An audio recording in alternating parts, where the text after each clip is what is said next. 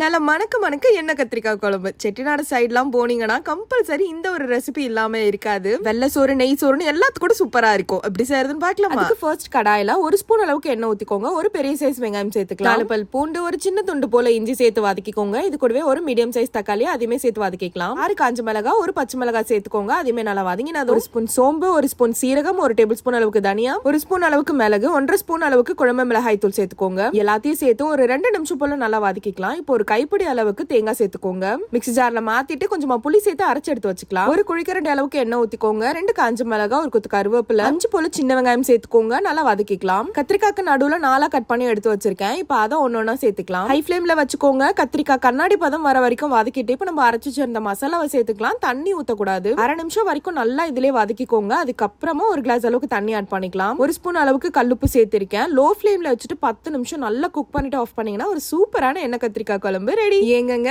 அவ்வளவுதாங்க, நம்மளோட எண்ணெய் கத்திரிக்காய் குழம்பு ரெடி ஆயிருச்சுங்க. நல்லா சுட சுட சோறு போட்டு சாப்பிட்டீங்கன்னா டேஸ்ட் சூப்பரா இருக்குங்க. கண்டிப்பா ட்ரை பண்ணுங்க. மறக்காம நம்ம பேஜ் ஃபாலோ பண்ணிக்கோங்க. பாய்.